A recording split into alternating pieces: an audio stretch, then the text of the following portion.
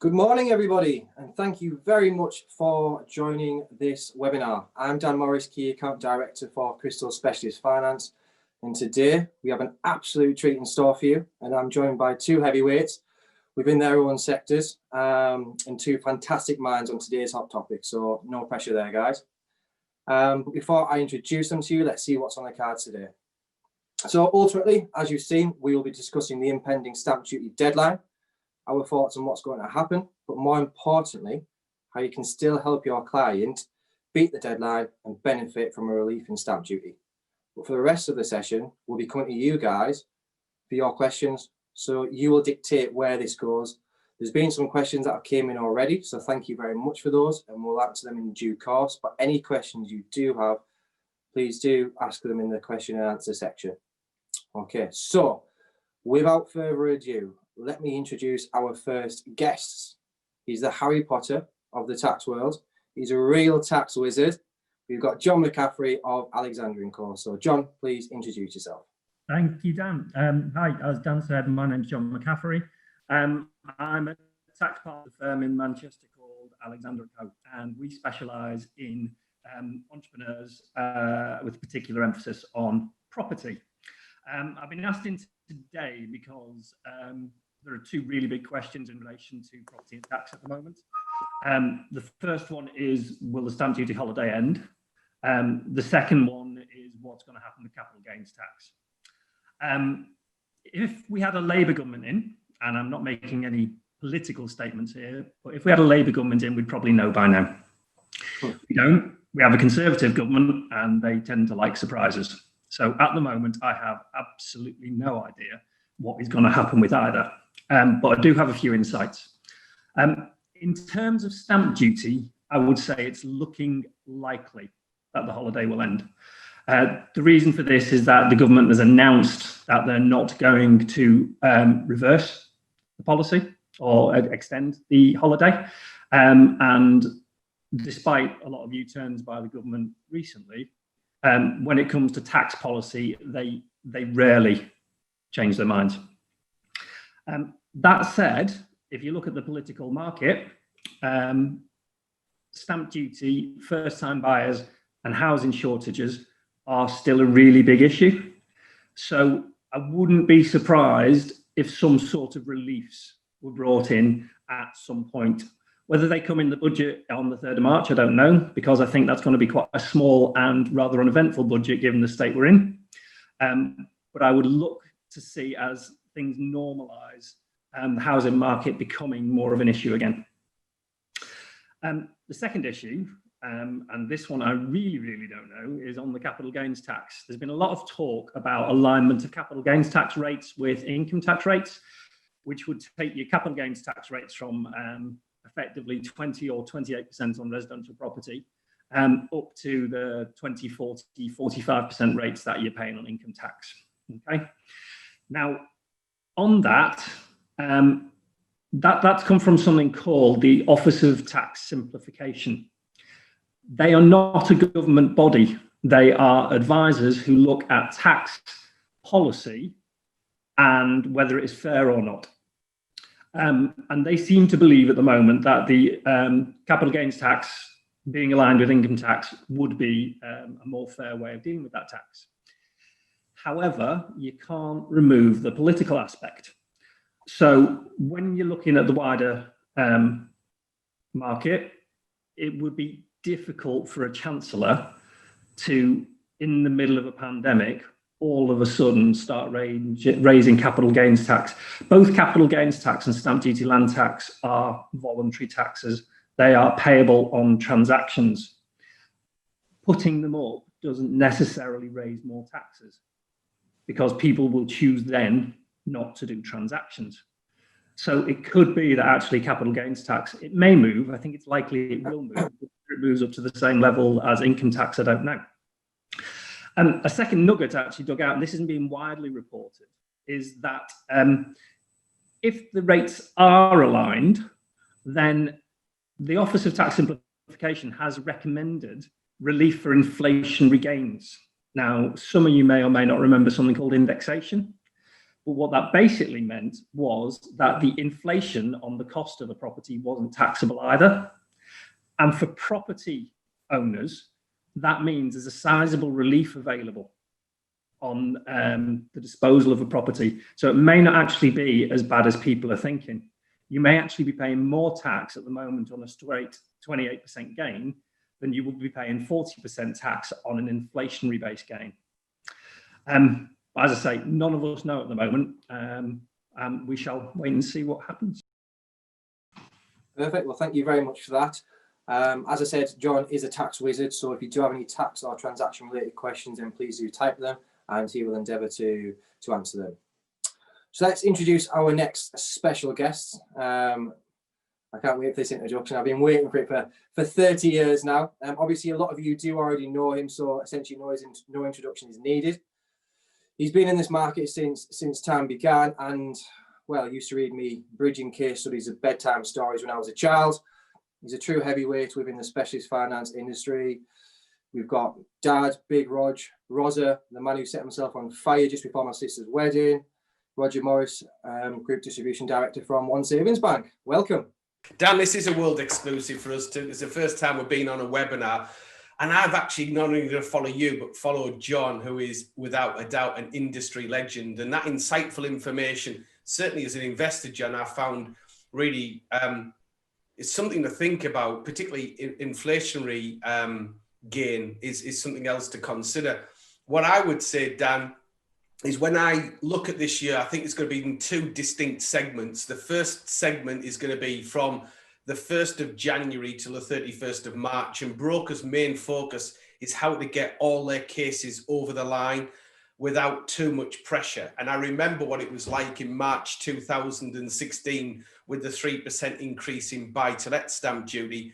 And that was an intense month. I think people then had more to lose than they will actually have to lose this time, because it was 3% on the overall value, but it's still going to be a very intense month, because it's not just the end of the stamp duty holiday, it's also the fact of reduced capacity because of COVID-19 and increased pressure right through the whole lending system at the moment.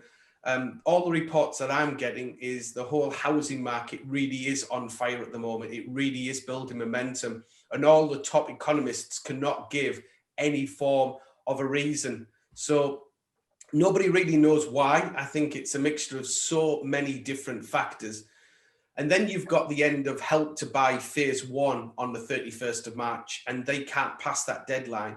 And even trying to evaluate how many cases, if they fail to meet the deadline, would actually meet phase 2 criteria. So there's going to be an awful lot of tension. But the second part of the year, from that 1st of April onwards, is something I think that this webinar should also focus on. And it's about what next. COVID-19 is going to generate more specialist customers than any time in history.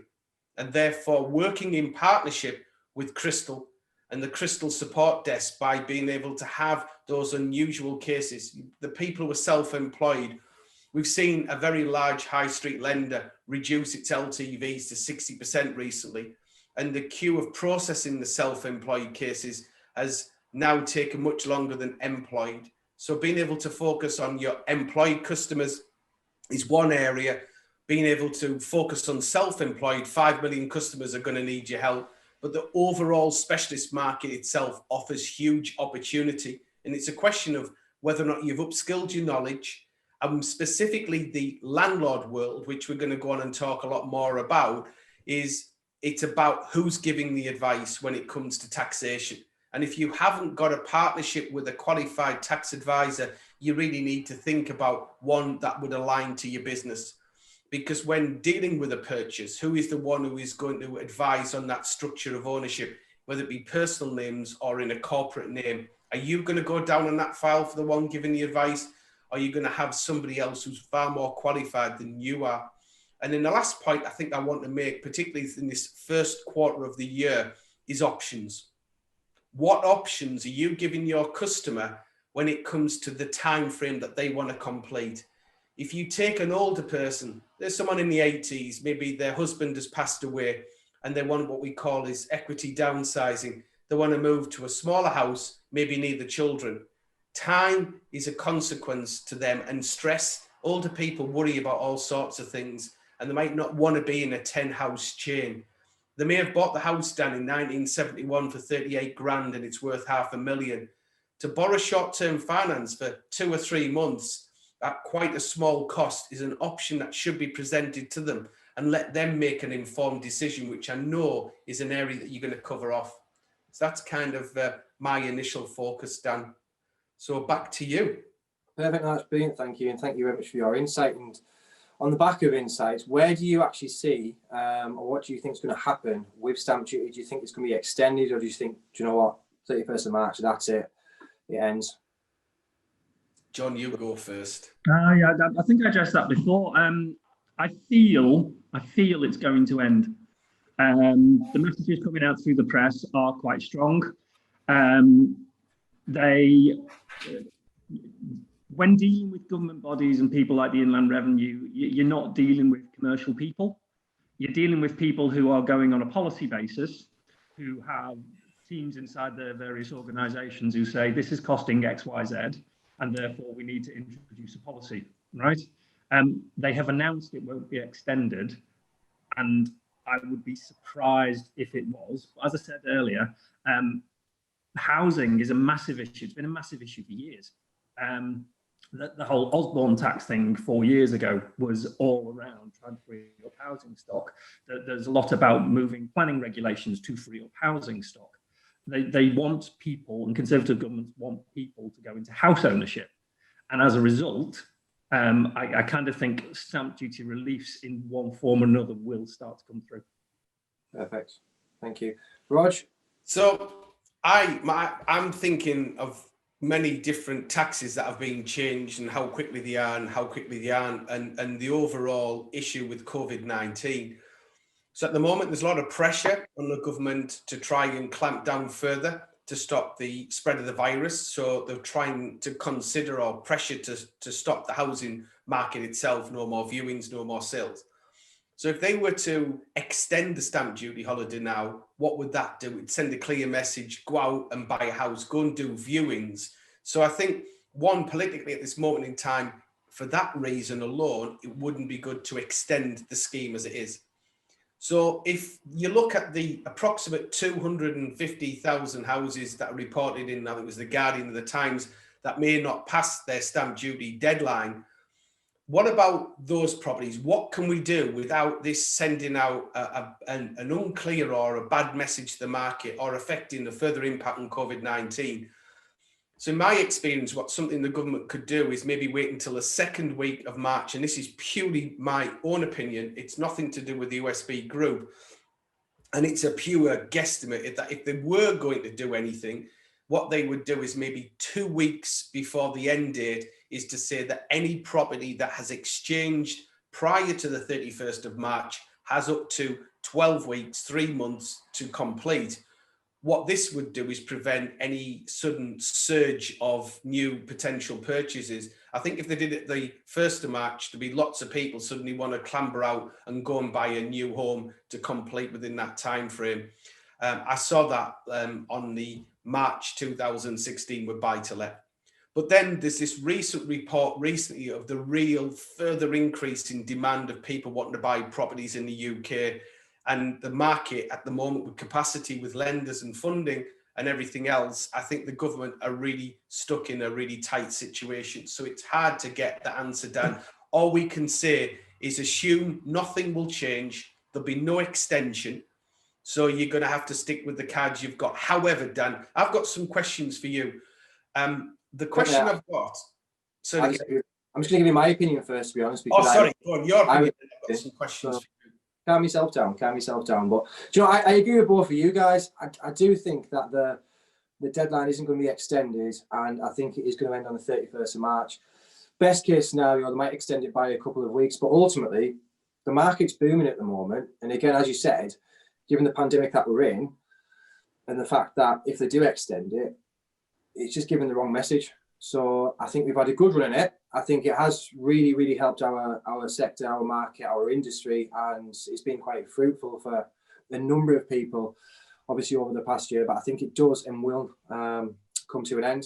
Now, I think people will be naive if ultimately they don't start looking at different solutions, especially for cases they're getting in now, which ultimately they want to complete before that deadline. I think if you're just expecting a term loan to complete with a lender, given the current SLAs, the current market, the current pandemic and climate that we're in, I think it's very naive. And ultimately, if it doesn't complete, you've only got yourself to blame, and we need to look at different solutions. Now, if you look at some figures that I found out last year, if you have an application that went in for a mortgage in October, November time, you'd be looking at a 90% completion rate by the 31st of March.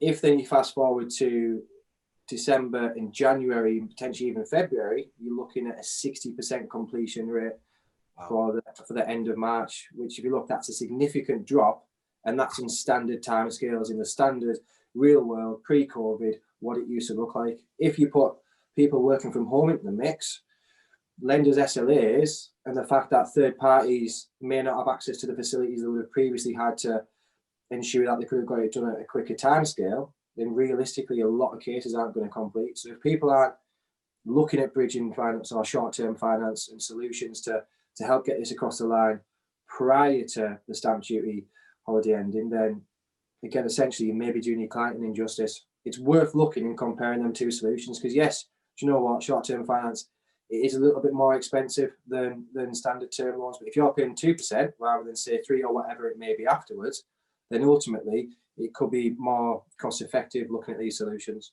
which again, we can come back to in a second, but that's my opinion. It's not Crystal's, it's my own views. Okay. So Dan, to follow that through, to give you some questions I'd like to see so you answer a bit more, is if I'm a mortgage advisor at the moment, and when you look at cost has to be in relation to value. So if you're an 82-year-old lady who has health issues, her husband's died, her dream perfect little cottage has come up near her daughter, it's in the exact location. Maybe it's the cottage she wants to buy is a deceased estate where they just want to sell and they're not prepared to wait. So the chain might collapse. The other issue is getting hold of furniture removal vans. Must be quite stressful. If it's not now, it's going to be. It's about putting solutions in front of customers and letting the actual customer make that informed decision based on what it's going to cost, maybe to borrow the money for a month, 3 months, 6 months, 9 months, or a year. So if I've got a scenario where I'm thinking, or maybe we know there's been a baby boom, you know, you've got a couple who are expecting a baby and need to move because they need a bigger house. What's the process that I would need to do to come to Crystal to be able to get an illustration? How long would it take, and how accurate and how much information will I have on there, Dan? Yeah, no, fine. I mean, coming back to your first point in terms of the elderly client, what do you class as wealth? Because from her wealth is her time. Obviously, she hasn't got as much time essentially as the rest of us. So as much as it might be more cost effective to have a standard term mortgage, 6-12 months down the line, she could still be in that property waiting to move. And obviously time's ticking and she wants to be with her family as soon as possible. So in terms of the process for bridging and for anything really, it's literally finding out the basics of the deal. So about the clients, the property they're purchasing, the current details and lending requirements. And then we come up with solutions ultimately. I mean, you can even send referrals to Crystal. So it's literally, if it's something that you don't know much about, so let's say you're doing bridging finance, but it's not a sector you're active in, you're proactive in, or you're even confident within because your sweet spot is vanilla residential and buy to let, then ultimately you can literally pick up the phone to us. We're a team of experts in every single sector. And you can say, I've got a client. Again, going back to that old lady, she's an elderly lady. She's got a property that's unencumbered. It's on the market, but there's been no offers on it yet. She's found her dream home, which is 2 minutes down the road from her daughter, which currently she lives 2 hours away from. How can we get the ball rolling quicker? What are our options? And again, we can look at bridging finance, bridge that gap so there's essentially no chain. Purchase that property, she can move in. You could even put the bridge across both properties. So then when her current property does sell, you repay the bridge. She's moved in a quicker time scale than ultimately she would have done on a standard term mortgage with a chain involved and job done. But again, in terms of the process, it all depends on the level of knowledge or expertise that you have in that sector. So if it's bridging and you do it, brilliant. we can essentially beat quotes, pay the broker increase procs, and essentially get the best rates out there on the market, and also exclusive rates and products from our partner lenders, really. And if you're experienced, brilliant. If you're not experienced, then ultimately we can hold your hand through that full process, show you what needs to be done, and make you an experienced person within that sector. Because again, I do see, and without, I suppose, answering any more questions which have been asked previously, this market picking up in 2021. So yeah, but just quickly, I'm conscious that we've got a couple of questions come in. So John, it looks like you're going to have a lot of questions here, pal. What are the capital gains considerations when transferring a buy-to-let property to a child? So Right. thank you for the question. Yeah, no worries. So I'm going to assume it's a child who's reached the majority, because if you're transferring a child to a property to a minor, there's a whole range of problems. Basically, any rent off that property to a minor would come back and be taxed on you as the adult. A transfer to a child basically is deemed to be a disposal for capital gains purposes. And because you're related to that child, there's a rule in the tax legislation that basically says that's at market value. So you will end up paying capital gains tax on the transfer of a property to a child. There are alternative solutions you could consider. You could transfer part interests because you've got an annual capital gains allowance, and some of that would be sheltered. If the circumstances are right, and it's very much circumstances are right, you could set up a corporate structure, a company, right? And there's some quite clever stuff you can do whereby you transfer in your properties to a company, the possibly reliefs available, and then you can set up the share structure so the growth in those properties end up going to your children. So you're not transferring the full interest. The final piece on that, I guess, is if the property is your main residence, there's still main residence relief available. So you are able to transfer your property to your child without a capital gain arising. The key issue with that is a lot of people do that and continue to live there in some sort of idea that it's some sort of inheritance tax saving. That's not the case. If you live there and you're not paying a full market value rent, it will still fall in your estate for inheritance tax purposes. So you've not really achieved a great deal apart from your kids owning your home. Perfect. Brilliant. He knows his stuff, Dan. He certainly does. And do you know what? If anyone wants to pick up with John after this, we can send his details to you, because he's a great person to be connected to. And like I said, he's fantastic within his field, hence why he's on this call. So thank you very much for that, John. I've just got another one, which it's not so much a question. I think it's a bit of a statement. So I'll read it out to you. There are still many people on furlough, which restricts the borrower's lending. There are many families stuck as they are unable to sell and move because they are unable to get the mortgage required as they are on furlough. The government should extend the stamp duty deadline for a period of time after the furlough ends. Now, I think I'll answer this just, well, from my point of view, then Roger, you can pitch in. So I think, yes, do you know what? It is a bit unfair how these clients in a situation that are on furlough can't get a lending. But on the other side of it is, once furlough ends, we will then understand the full scale as to, one, redundancies, because once the furlough does end, and if employers can't afford to pay these employees, and ultimately they will not have, I suppose, a job or an income, unfortunately. So I think from a lender's point of view, not being able to use that income, it's just being responsible. Because yes, it is earned income to an extent, but if that industry is struggling massively, and hence why they are on furlough, it's like my partner, she's on furlough at the moment because she's in hospitality. You don't know to the extent as to the damage it's going to cause once that ends. So if you put them into a new home, which may be costing 25% more on the mortgage than it was previously, then they get made redundant, and essentially they're going to be in a far worse position than they would have been if they're in the current property. So I think we do need to look at both ends of both sides of the scale, really. Roger, I don't know what your opinion is on that, but that's how I feel. I think the general lender guidance rules, we did consider furlough in the first part of lockdown, but now it's a different set of rules, and it's about really whether or not once furlough ends, whether or not they will actually have any employment due to the length of time that this has gone on. as much as we've really sympathetic to these individuals' personal situations, it's about assessing affordability, both from the mortgage advisor and from the lender, and being responsible. And it's about being able to be confident that once furlough ends, they will go back to full-time employment immediately, and their job is not in a vulnerable position, particularly if they've been on, in effect, furlough for nearly 12 months. So as much as these people have been caught by the inability to move, I'm not sure what the government will do next. All we can do is to watch out, Dan, and see what happens. So yeah, that's the end of my point. Did you have a statement quickly to read out, or another question before I ask you one? Yeah, I do actually. So do you know what? We'll keep going with these ones for now. Again, John, you're up, mate. Which one to pick? Dan, 1 second. You've just been asked to, just to make it clear, did you see what's coming on our chat about the fact that Crystal and Precise Mortgages, neither of us are tax advisors, so we just have to make sure we're clear that my views and your views, Dan, under no circumstances does Precise Mortgages give any form of tax advice ever. And neither do you, Dan. That's what we've just been asked to read out. It's down to you, John. You're the... I try to avoid it. Not perfect, but yeah, no, I'm not a tax advisor. I'm not qualified to give advice. I'm just giving information and opinions. So yeah, do not take that as advice.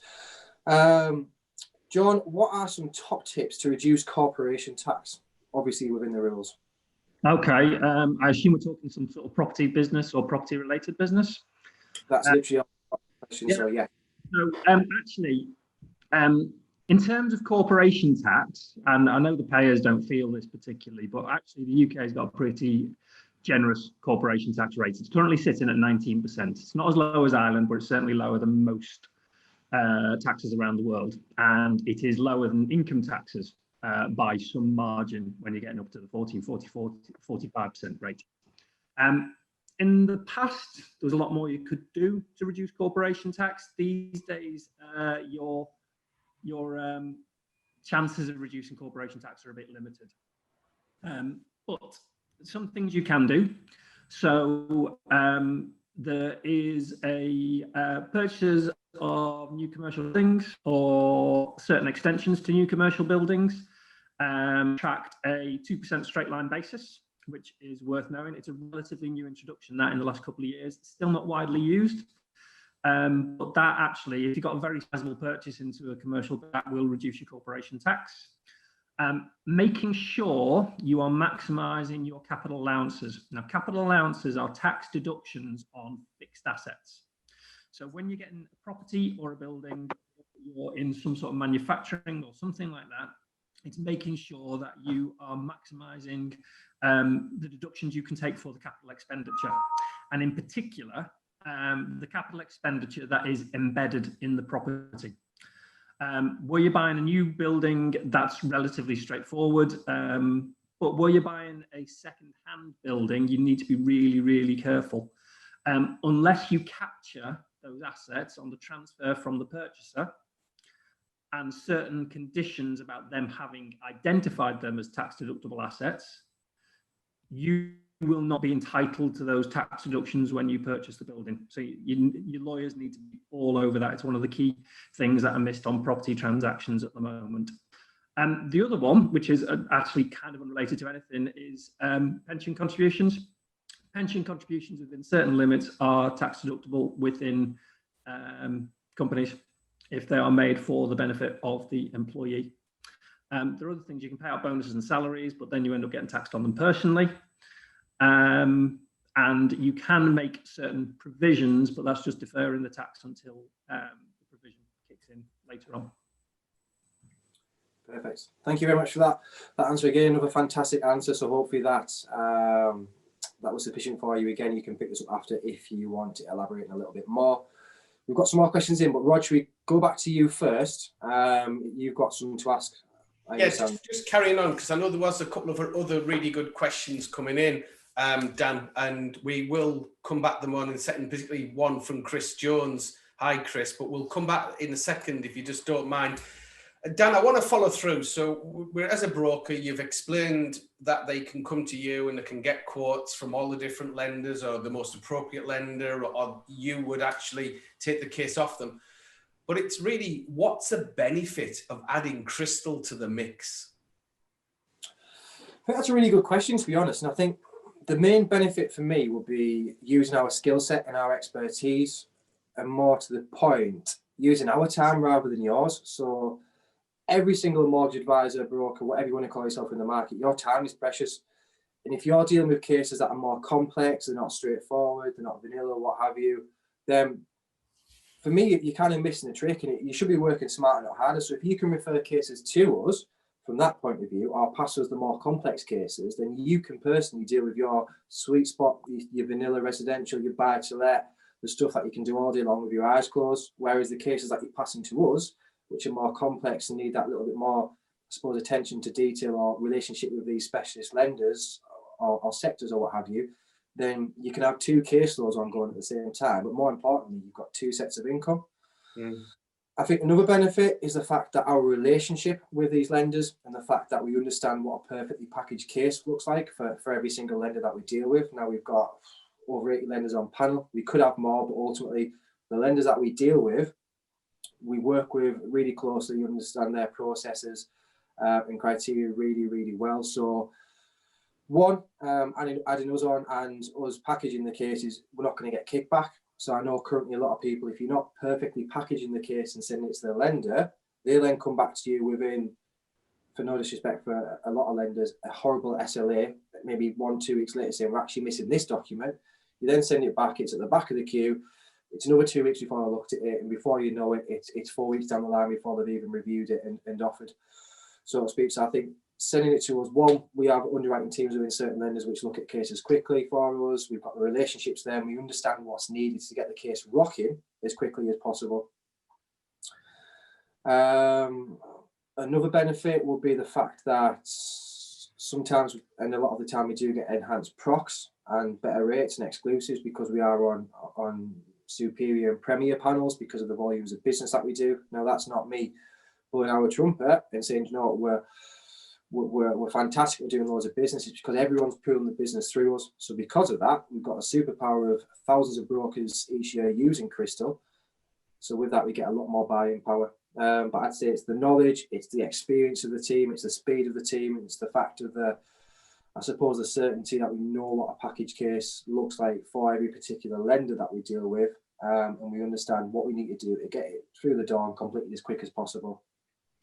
So it's working harder. Okay. Yeah, thank you. Right, I'll let you go back and ask John a couple of questions just so we can keep them flowing through this. I know there's a couple of good ones. Right. Tell you what, we'll start with Chris's question. So Chris, thank you very much for the question. If a first-time buyer purchases a buy-to-let within a limited company, are they still classed as a first-time buyer in terms of stamp duty when they buy their first main residence? No. Oh, if they buy the first main residence personally, yes, they are. The purchase by the company is not doesn't get the first-time buyer relief.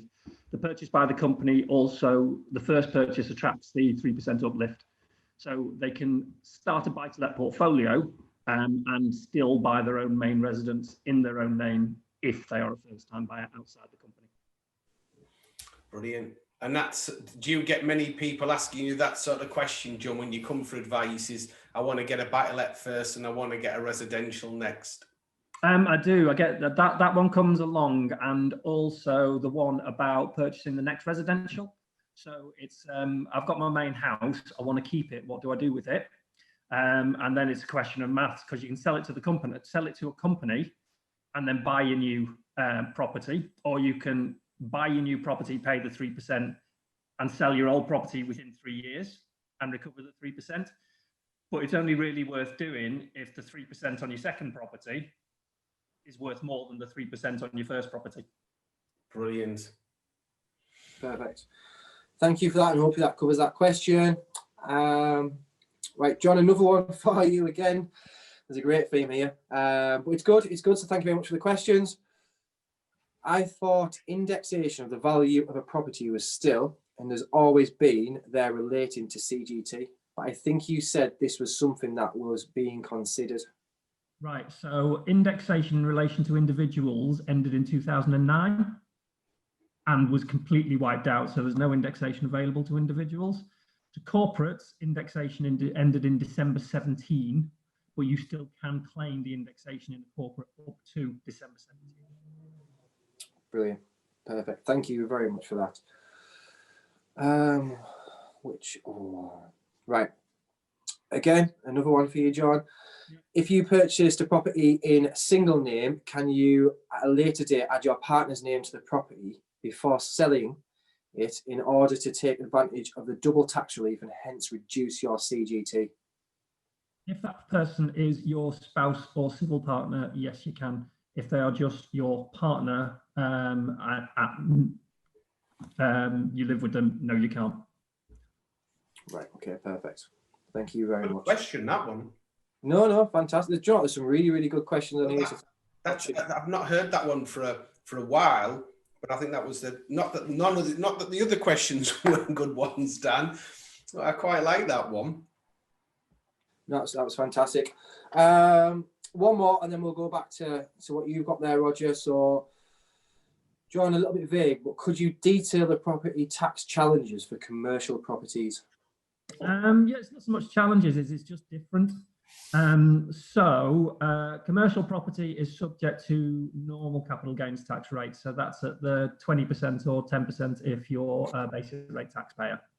There is a different stamp duty land tax regime. So commercial properties under 150,000, no stamp duty land tax. 250,000, 100 grand is subject to 2%, and if they're above 250,000, everything is subject to 5%. The main difference with commercial properties is that, there's two other things to come on to. The main difference with commercial properties is that VAT can come into play. So you can do something called opt to tax a commercial property. And the reason you might do that is you're about to spend a lot of money on the commercial property, and therefore you want to recover the VAT costs you incur on spending that money. But what that means is then you need to charge VAT on the rent. And if a property is opted to tax, it also means you will need to charge VAT on the sale, unless you meet a particular set of circumstances whereby you have a tenant in place, the person you're selling will keep a tenant in place, and the person you're selling to is registered for VAT. The other thing, which is something I alluded to earlier, is commercial properties often have fixed assets embedded in them. And there's tax relief available on those fixed assets, but you've got to make really sure that you pick that up in your transactions, because if you don't pick it up in your transactions, you might lose them. Brilliant. Perfect. Thank you very much for that. And you know what, really, really insightful, especially even for myself. So no, it's been brilliant. Rog, we'll come back to you for a second. Okay. If you've got any more questions there that have been pre-asked, otherwise I do have a few for you. So I'll tell you what, I'll go first. You can do a bit of talking. I know obviously you guys have got some fantastic products available at the moment, but could you just tell me a little bit about your bridge to let product, which seems to be flying off the shelf at the moment? Yes, so investors at the moment, Dan, are looking for some form of a surety to be able to purchase what in most cases are unlettable properties. So they may have had an EPC rating of an F or a G. The property may currently fail an electrical certificate. So if I want to rent a property out today, it needs an EPC of an E and it needs an up-to-date electrical certificate. So those 2 points can just stop the property being tenanted. Plus the property may need a light refurb. So new kitchen, painting, decoration, new carpets, and bringing the property up to a marketable standard. Investors are looking for the ability to purchase these properties. On average, it's maybe 6-8 weeks work, and then the property is able to be let out. What they would like to then do is to be able to get, well, initially to get short-term funding to be able to cover that 6-8 weeks, but have the assurity to be able to get a term 35-year interest only, for example, buy-to-let mortgage on the back of it. What our refurb buy-to-let product offers is where the applicant has found and sourced a property that they would like to buy. They've either got their build around or they've been able to do a detailed schedule of works. And I don't mean a paragraph, in other words, double glazing, new boiler and redecoration, actually really go into some real in-depth detail. What this will be done is ultimately submitted to the valuer. And when the valuer goes round, we'll read that in-depth information. And it's that document that will either instill the valuer that the necessary refurbishment will take place at the standard required to be able to give the valuer confidence to say, for instance, they're buying a property today at 100 grand, but after works, subject to the works being carried out, it's 150. And what we'll then be able to do is ultimately issue two offers. The first offer is restricted to a 65% gross loan, but the second offer, which has 100% retention, can be up to 75% of the end value. So if the end value was, say, 150 grand, it's a 75% loan plus fees added on a 35-year term. And it just literally means that once the work's done, you would contact Crystal. Crystal would get the valuer to go out, and then the valuer would lift the retention, and then you could proceed. And I think it's that confidence that both the broker and the landlord like. In other words, it's a seamless process, and it's subject to that valuation, Dan. And with that then, so the fact that you can go up to 75% of the end value, could we capital raise to take money out of it to fund a further project? Yeah, it's purely down to the landlord itself. What we find is landlords that are purchasing these properties in limited companies are more likely to want to take more cash out. Landlords that are purchasing in personal names may want to take less out because of the interest relief changes, but that's normally down to the position that they're being given by their tax advisor and what their end game is. So it's about solutions. There's many reasons, but we literally don't restrict what decision that they come to regarding taking capital out of the end, but it just fits within our parameters, Dan. Right. Okay. Perfect. Brilliant. No, it sounds like a fantastic product. And again, we've had a few people asking about that, and there's been a few questions come in relation to something similar or that particular product. So no, thank you very much for elaborating on it. John, just a quick one for you. This will be a very quick one. Is there anywhere you can have a checklist for quick references on these taxations, like your Q&A? Would you get this on HMRC's website?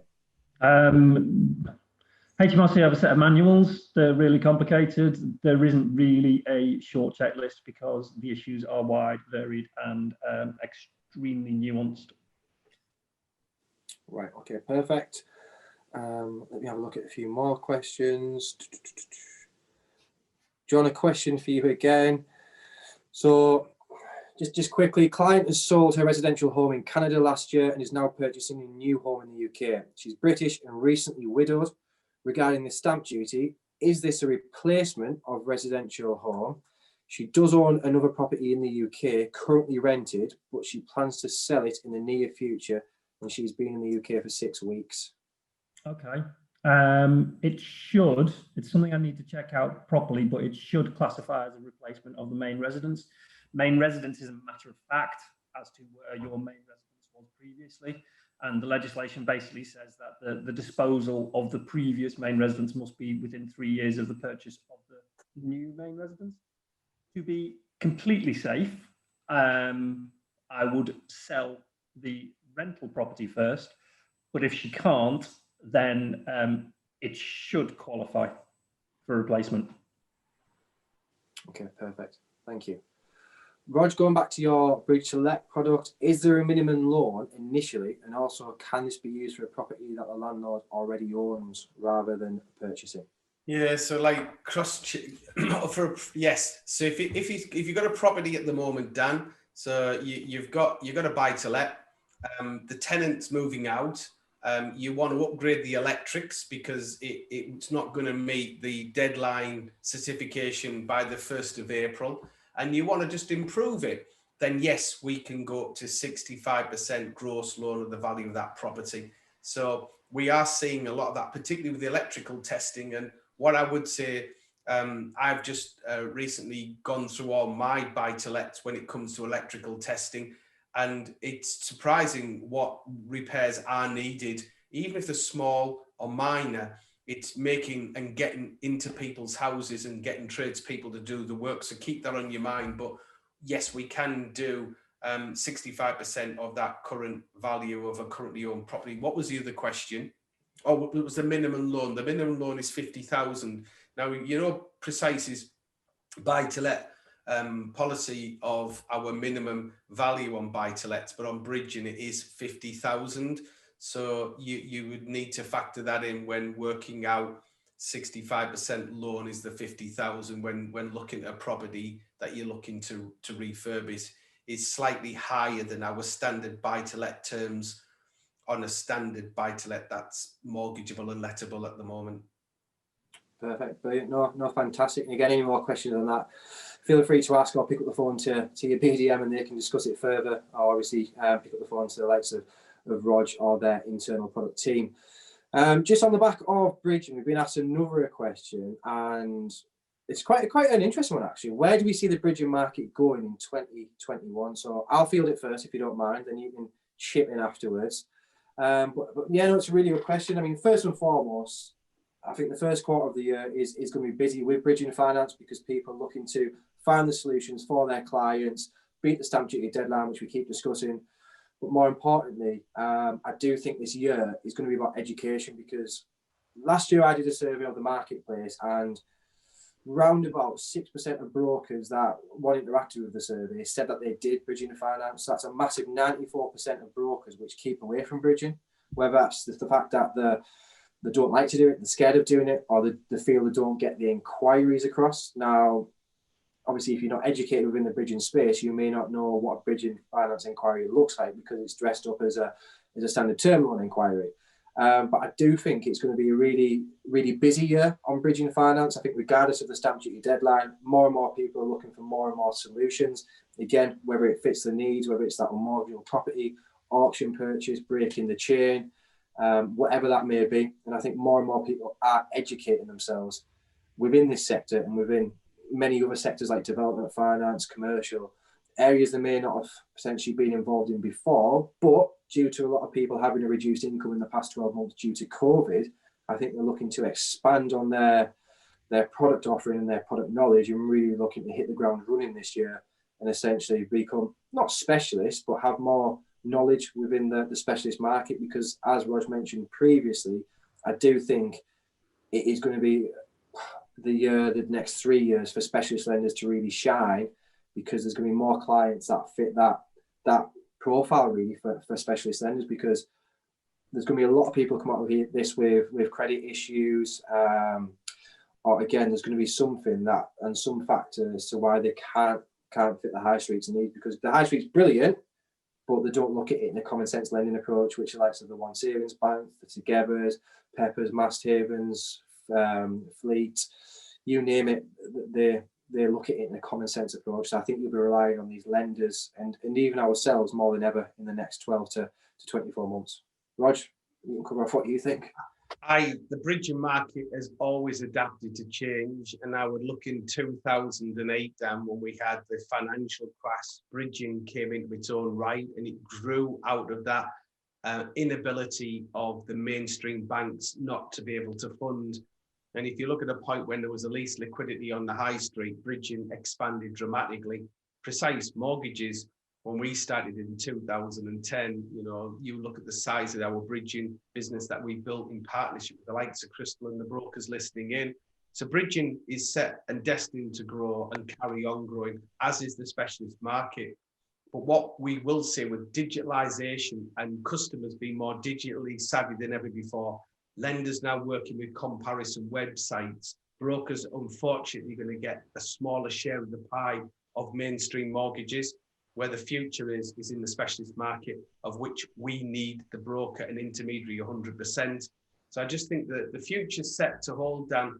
And I think we can just see by the interaction on this website, the need for knowledge. I certainly have enjoyed listening in to John today, and I'm sure that if we get some feedback, Dan, about whether or not that was valued on this session, far more than what I want, without a doubt.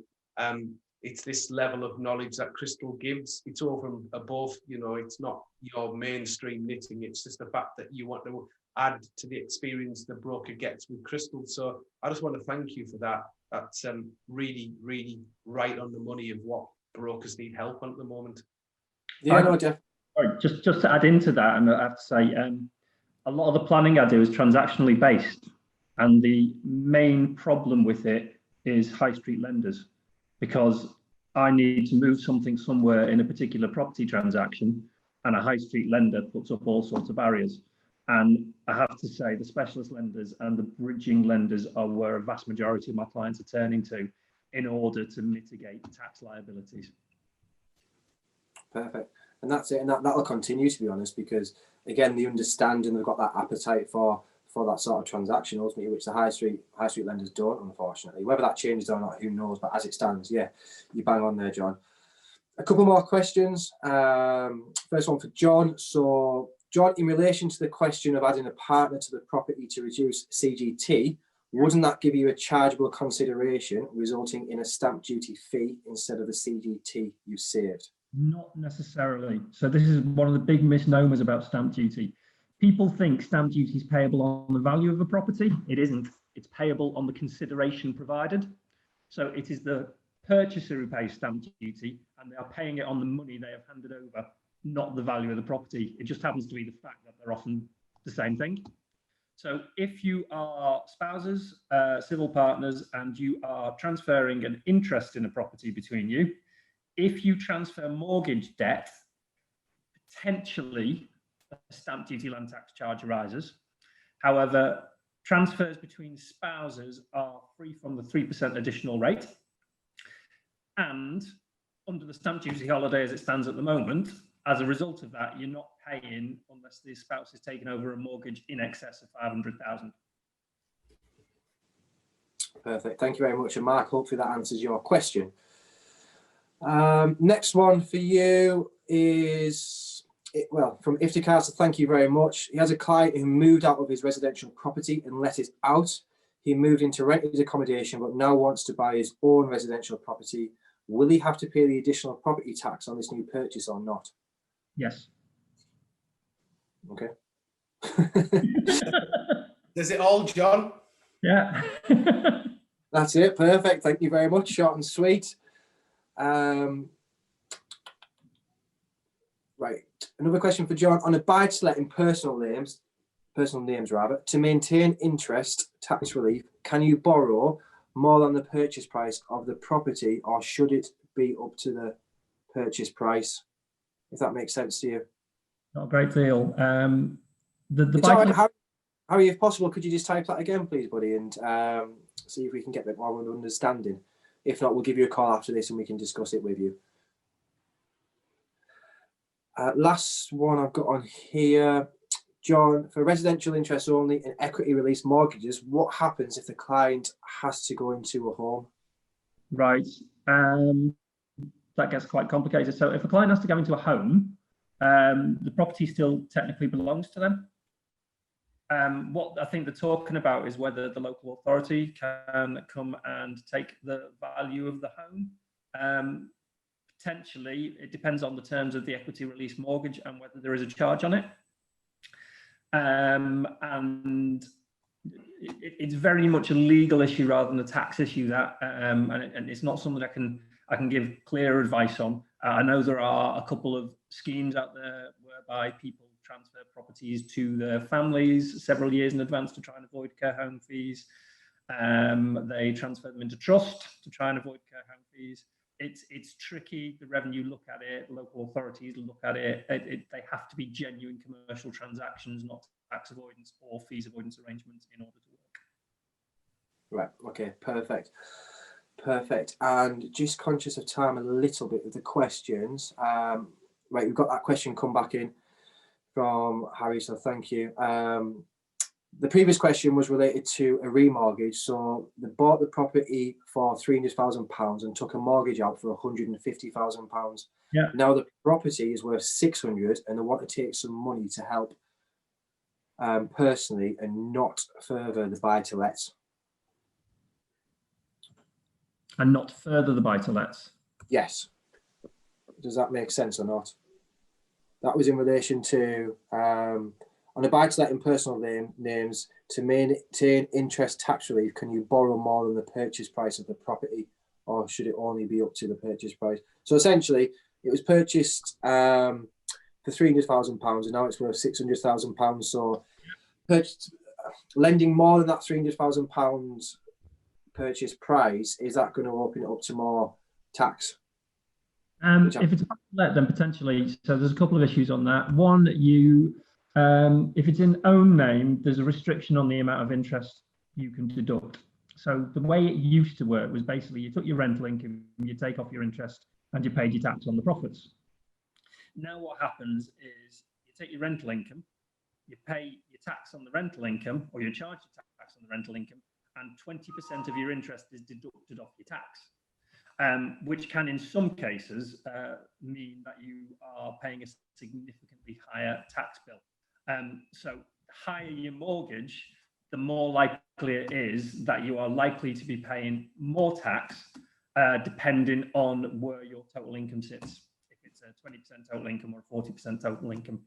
If that doesn't answer Harry's question, feel free for him to give me a call after this. Yeah, no, perfect. So yeah, Harry, you've got that. Feel free to give John a call. And again, everyone asking for John's contact details, which is fantastic. We'll email them out after this. So John, you're going to be a very busy boy afterwards. But it's all good stuff. So thank you very much. Right, Rog, did you have any other questions on your list or not to ask? No, I think we've gone through the questions. I'm conscious of people giving up an hour of the time. Yeah. We are running this session again in February, Dan. And what people can do is, if they've enjoyed this session, will be to look out and come on to February's session.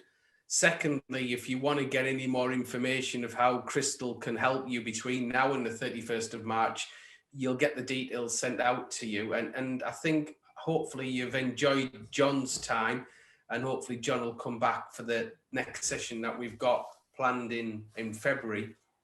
But I just think, Dan, today's been an absolutely amazing session, and I think we've given out a lot of information for the guys, and I'm just conscious an hour of the time is the sweet spot. Anything longer than that, we'll start losing people. So from me, it's just been thank you for everybody listening in, and thank you for arranging this, Dan. No problem at all. And thank you both very much for your insight and your knowledge within the industry, the sectors, and the questions that were asked. And John, do you know what? Not just regards to Rog, but thank you very much for coming on, because predominantly all the questions have been asked to yourself. Now, what I will stress is, if you do have any tax questions, any clients you want to refer to John or speak to John about, brilliant. But please don't waste his time. So obviously, as you can imagine, he's a busy guy, but he's more than happy to help you and look at transactions, solutions, and scenarios. Same as ourselves. If you've got any questions in relation to the specialist market, a possible inquiry, looking for solutions, and you don't know where to go with it, or you've explored options, please do pick up the phone to myself or my team, and we can essentially look at the scenario and come up with a solution for yourself. And again, coming back onto the stamp duty deadline, if you want to look at bridging finance as a short-term solution to get that case over the line and ultimately complete before that deadline, whether it is or isn't extended, again, we go on the facts that it's not going to be extended, then please do pick up the phone to us. We'll look at solutions for your clients. And essentially, it's not as expensive as the myth of bridging finance is. It's really, really cheap finance, and it's short-term solutions. Okay. John, have you got anything to add before I wrap this up? No, just thank you for having me. It's been really useful, really interesting. Perfect. Again, I'll send you out John's contact details after this. Thank you very, very much for joining, Rog and John, aka Daz and the Wizard. All the participants, thank you very much for tuning in. Hopefully you found it useful. You'll get sent your CPD after this, along with John's contact details. And yeah, if you've got any questions, please pick up the phone to myself or John, or even Rog. But for me, that's it. Have a wonderful day, and everyone stay safe. All right. Thank you very much. Bless. Bye, guys.